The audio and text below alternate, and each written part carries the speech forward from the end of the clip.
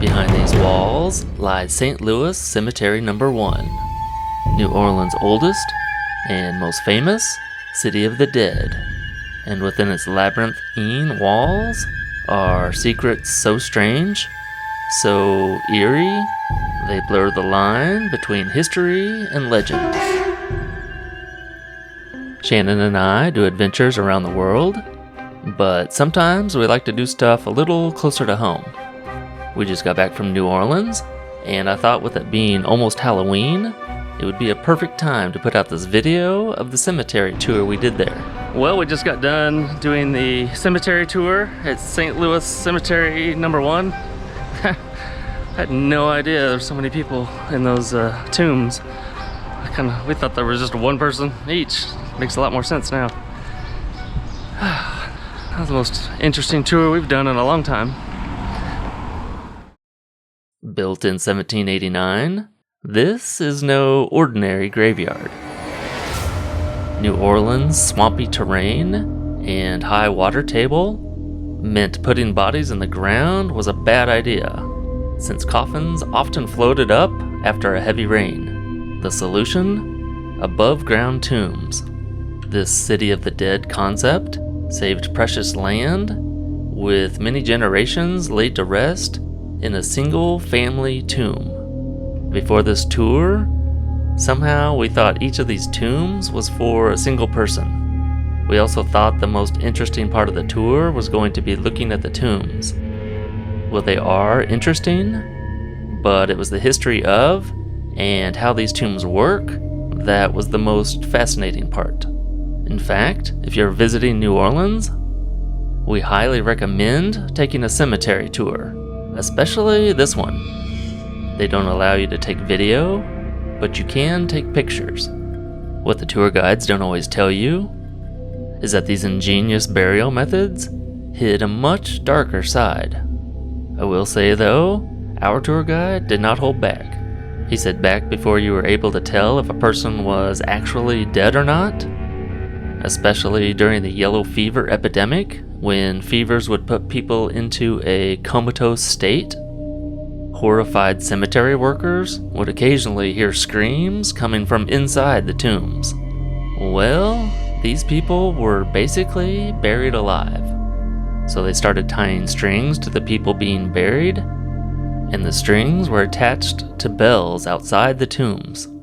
So if a person did turn out to still be alive, they could ring the bell to alert people that they weren't actually dead. Some people, including our tour guide, thinks this is where the term "saved by the bell" came from. So these are family vaults, but only one person can be buried at a time. So if multiple family members die at the same time, only one can be put in the vault. In the meantime, the family member not stored in the vault would be held in storage on the walls of the cemetery. You can't tell from the outside, but these walls are 6 feet thick in order to hold people waiting to be buried. Also, these walls keep sinking into the ground, so they have to keep adding layers of cement at the top. So after a year and 1 day, another family member can be put into the family vault. A year is supposedly how long it takes for a body to decompose in the tomb. New Orleans is hot and humid, and these tombs get extremely hot inside, helping to decompose the body. After a year is up, using a pole, cemetery workers open the tomb and push the ashes of the person to the back of the tomb to make room for the new family member. Many people believe this is where the term "wouldn't touch with a 10-foot pole" came from. The biggest draw in the cemetery is the Voodoo Queen herself, Marie Laveau. In fact, her tomb is why you can't just visit the cemetery now for free, and you have to take a tour. Marie Laveau died in 1881, but people still come to the Voodoo Queen's tomb to mark it with 3 X's. Then they turn around 3 times and knock. After knocking, people ask for a wish to be granted and leave a small offering for her help.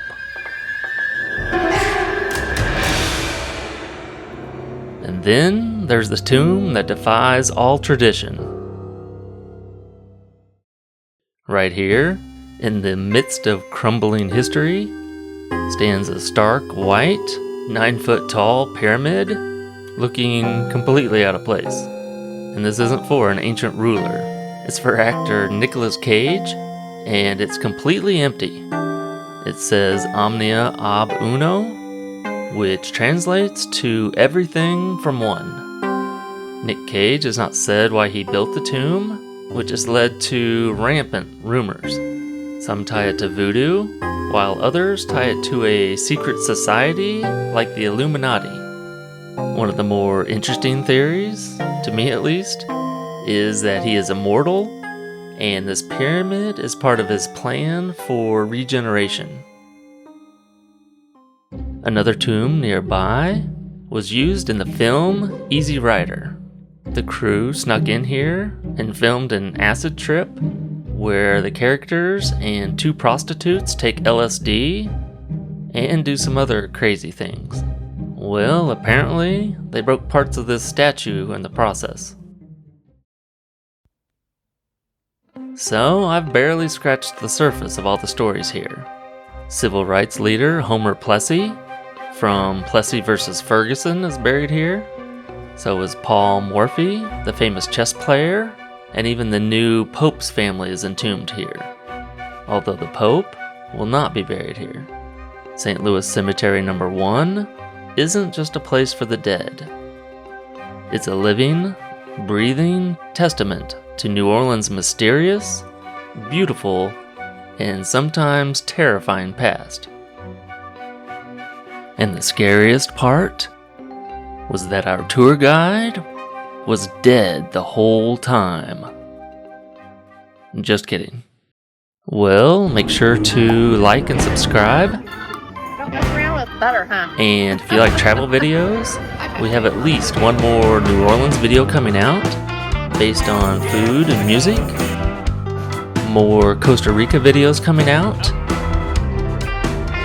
Scuba and snorkeling videos from Bonaire.